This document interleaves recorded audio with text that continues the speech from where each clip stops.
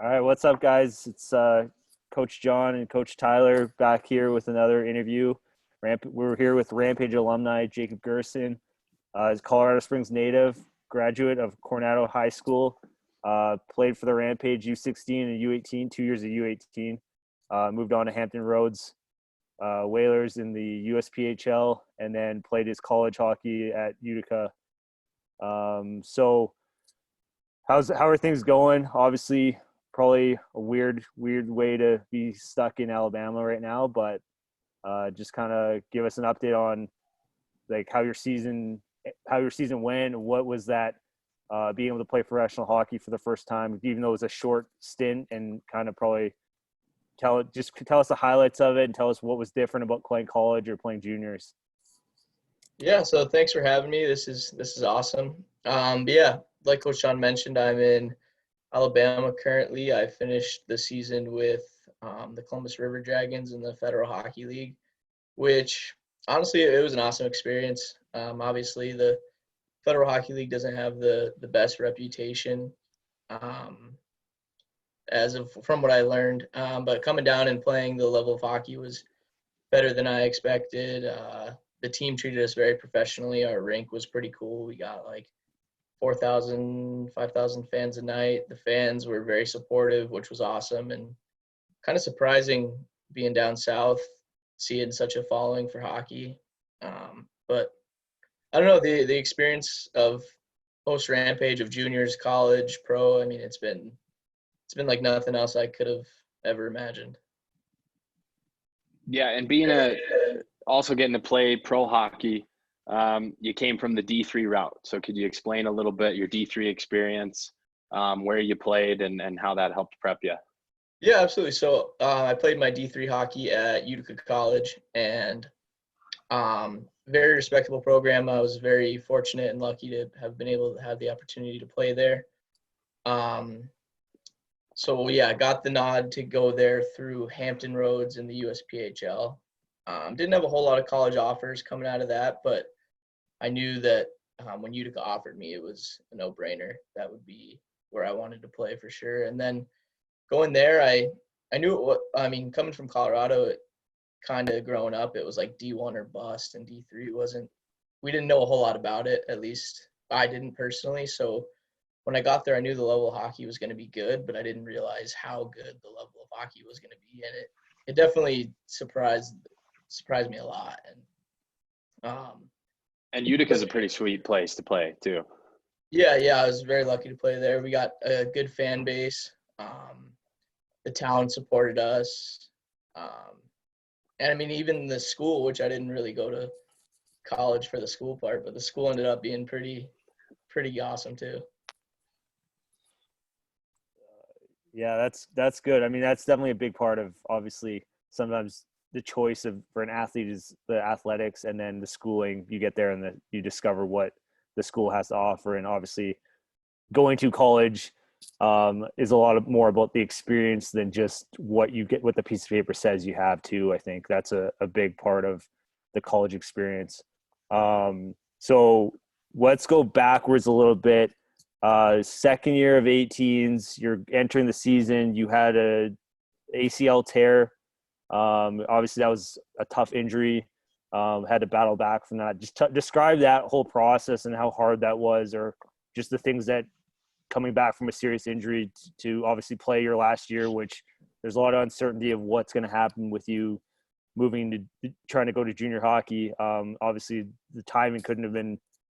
I mean, it wasn't the worst time, but it definitely wasn't the best time to have that type of injury. So just maybe run us through that process and how that all went for you in your last year 18s.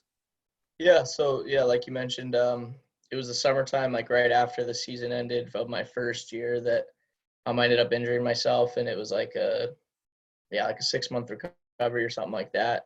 So or not ideally, but at first I was like, yeah, this is it. Like I just ended my hockey career. I can't believe I did that. Um, but then as the dust settled a little bit and I was a few weeks out, I was like, no, I'm not gonna let this end me. Like I want to go out on my own terms, not because of some injury. Like this, something that I had the ability to work back from. So that kind of motivated me. And then, I mean, shoot, I was there at the gym. I rode that stationary bike right into the ground. That bike doesn't even exist anymore. Yeah. But honestly, the biggest motivator for me was having that ability to train and rehab basically up at the gym up there, and literally riding the bike for hours and hours and hours a week, staring at those banners on the wall. And I was like, this is what I want. I want to get a banner. And how long was the recovery? How long did it take you? so it was about 6 months. I think it was 6 months before I could even do contact, and then maybe 2-3 weeks after contact. So I think I missed. What's that? Oh yeah, go ahead. No. I was gonna say I think I missed the first month of the season. Yeah, it's definitely tricky for guys too, like to see. I mean, everybody knows that you're on a tight timeline, especially going into your last 18 year, and you're like, okay, this is my last shot. This is where I'm going to do it. It shows a lot of perseverance and grit on your side, and a good lesson for a lot of our guys. I mean, we had a lot of guys first year 18 this year that got injured, missed the end of the season. They're worried about where they're going to be next year. They're going to miss out on all this. So it's a great lesson to see. Yeah, you still go play pro hockey, and you've still done all this in your post Rampage career, and you were injured going into your last year. So it's definitely a good lesson to teach all our guys that you're never out of it unless you really, if you really want it, you can find a way to get it done. Yeah, and that's something like you mentioned I learned at the Rampage, like that it's always about the process. Everything's about the process. And I never quite understood that while I was there. I was like, okay, like I'll do it, but what is this process? But now having gone through it and realizing that honestly the process is if you want to make hockey a part of your life and you want to keep playing, like you'll find a way, which goes with anything in life. Like you'll find a way to make whatever you want happen, and as long as you stick to it, that process or whatever it is gonna allow you to achieve that goal that you want to achieve. Yeah, for sure. So now I know I wasn't there for this, but Coach John loves it, and he brought it up with a few of the guys already. Walk us through the game-winning goal versus Dallas to go to nationals. Yeah, so that was like nothing else. One thing that is overlooked, though, is we don't make it to that point if Bockert doesn't score the game winner in the state championship game in overtime. So that happened, which was pretty awesome. I mean, winning any championship game in overtime is like nothing else. But, yeah, so then we go to districts. Dallas was a tough competitor the whole year. I mean, I don't know if that's still a pretty big rivalry, but growing up, I mean, it was always us two top in the district. So, yeah, going into that game, we knew it was going to be a tough game. I was in Arizona, right? Yes, yeah, Arizona. Yeah, it was a tough battle. I believe we were up, actually, going in towards the end of the third, and they scored to send it to overtime. And then, yeah, play the first overtime, and then second overtime. Honestly, I probably remember it better from watching the video than I do personally being there. But, yeah, Cam went into the corner, dug it to – was it Cam to Bockert or Bockert to Cam? I mean – I don't know. They dug it out in the corner. It was a long time ago. And then it honestly just ended up on my stick right in front of the net.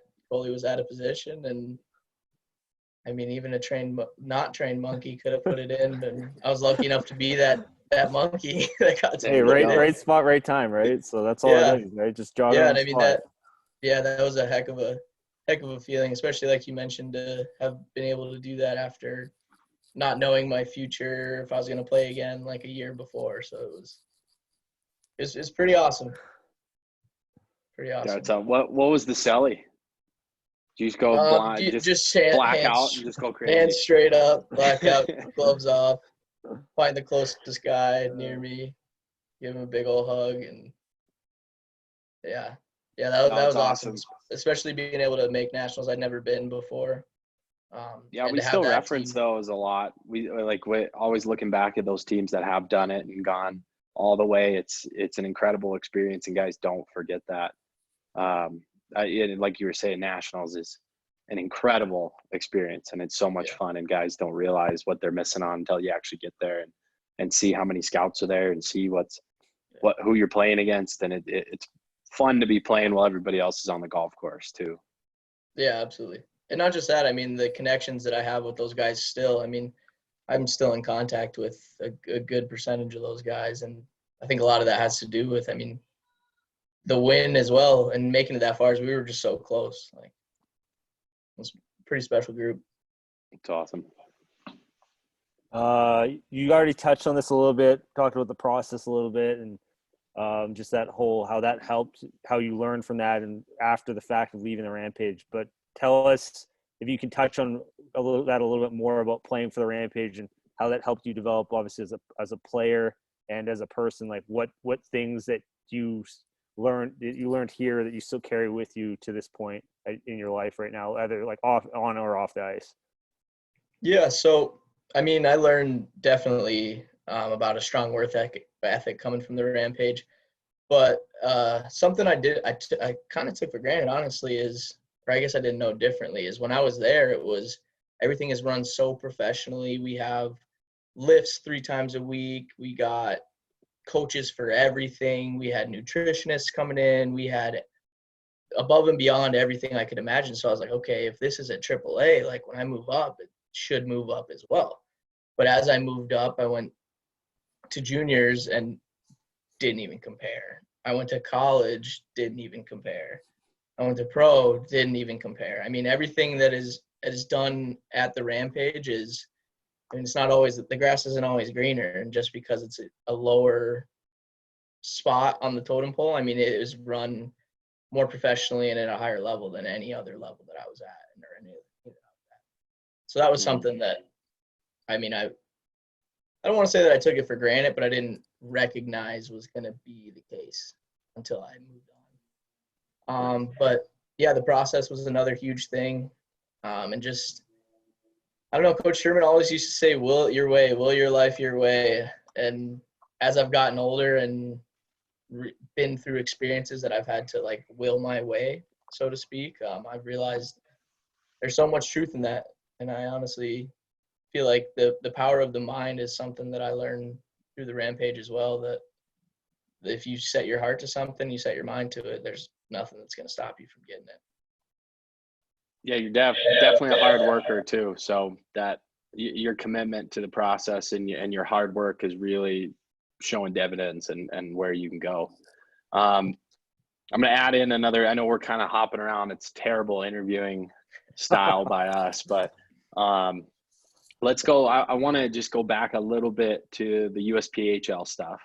And can you explain a little bit about that league, your travel, the competition, stuff like that? I know a lot of us out here in the Western US, we don't have a clue what's going on the East Coast stuff. And everybody's kind of looking, oh, NA or this or that, but don't know much about that league and that area. So can you go into that a little bit? Yeah, absolutely. So yeah, like you mentioned, it was kind of growing up as well. It was NA or USHL or bust at the time. So I started out in the NA actually for like a brief cup of coffee, and then got cut from there. And then it was kind of like, oh man, what do I do now? And yeah, like you mentioned, didn't know a whole lot about Tier 3 hockey, but ended up, in the USPHL South Division. They have a North Division as well, which I knew was supposed to be stronger, but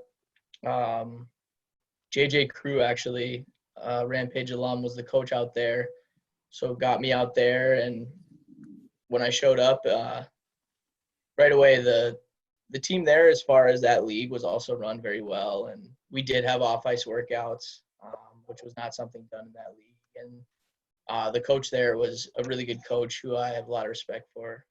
Learned a lot from Rod Taylor, so that was cool. But as far as the level of play goes, it was, I feel like, a better level of play for me than like an NA or USHL, because it allowed me to be kind of the go-to guy, which I'd never been before in my career. So I had the opportunity to get some points, which was fun, and be on the power play, which was fun, and the kill and things like that I'd never had the opportunity to do. And I think that allowed my confidence to grow in ways that even if I would have made a stick in the NA, I think I grew more playing at a notch down in the USPHL and getting that confidence and learning those skills than I would have as like a role player in the NA or something like that. So that was pretty awesome.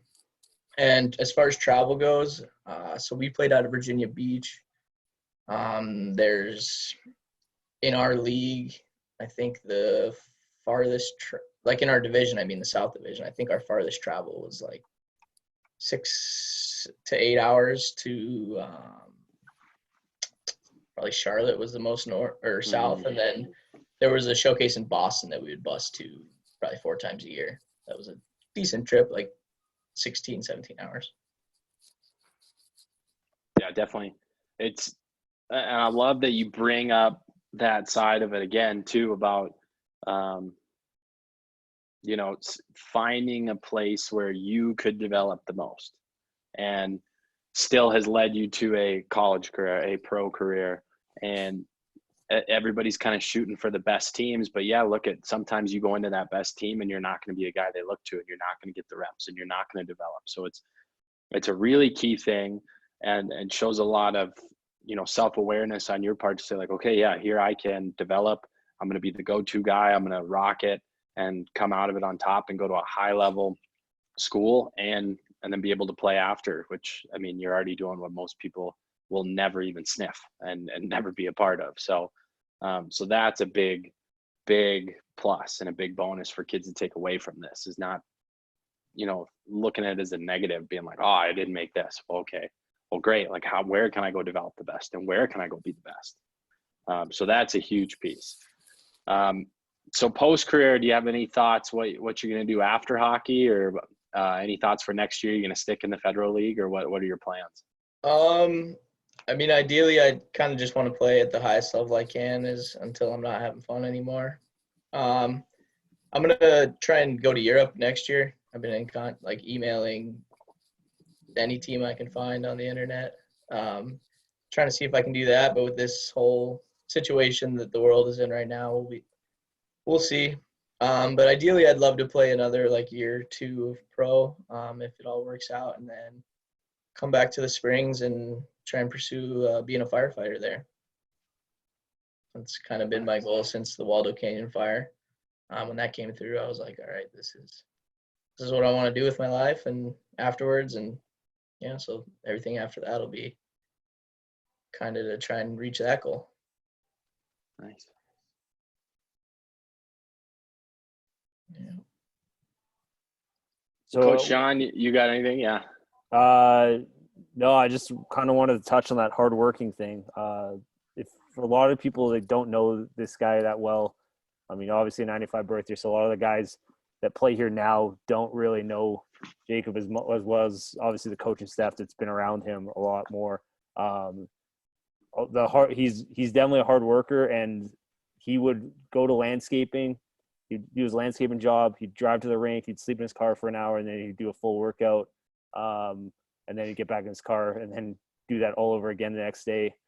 So I mean, it's kind of like the way he got to where he was is because he just literally willed it his way, and it wasn't just like all based on his talent, just showing up. It's a lot of time and effort had to be put into that, overcoming a pretty significant injury, and then just battling his entire way through this whole process to get to this point. I mean, it's just a testament to like his effort and his dedication to this whole process. And I just wanted to bring that up, and so everyone kind of has an idea of, you know, if you go to one practice and one lift and then you're kind of tired, like this guy was 30 times more tired than you will ever be in your life, because the guy's literally sleeping in his car in between workouts and skates. And so it's just, you know, one of those things I will not forget for a really long time.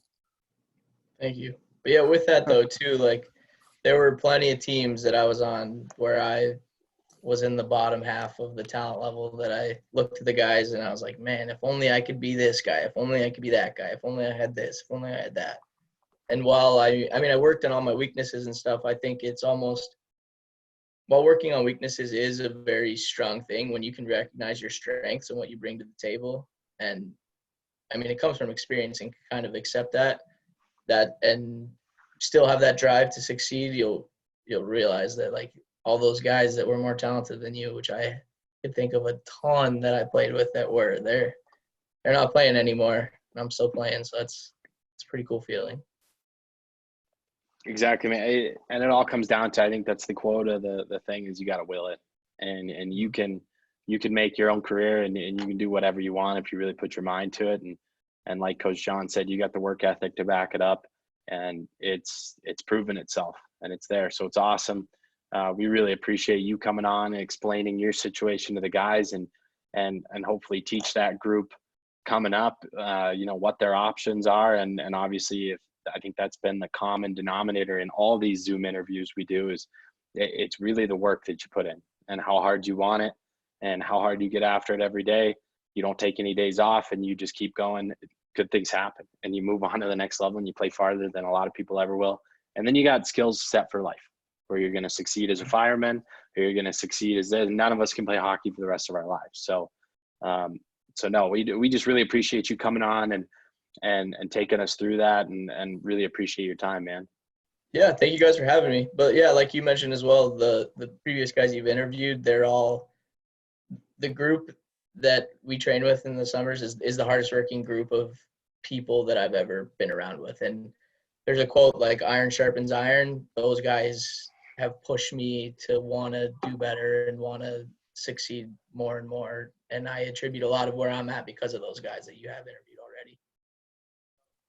Yeah, thank you for taking the time. I know that things are a little bit crazy, but we definitely appreciate the time. Your insights and experience obviously should be very valuable to the younger players coming up, especially those guys who feel that they've been buried on that depth chart and they just feel like, hey, you know what, I'm probably not going to move on. Like, you got to keep on working, and if you keep working, then you have a chance. You know what I mean? So we appreciate the time, and we hopefully see you back you coming back to Colorado soon, or it's kind of up in the air. Okay. With the whole so world shutdown I assume thing. you'll come back. I assume you'll come back because your parents are here. So eventually we'll Yeah. see you at some point this summer. So Yeah, absolutely. All right, Gerson. Well, thanks, man. Thanks for taking the time. Yeah, thank Thanks you guys. everybody for tuning in and watching too. We really appreciate it.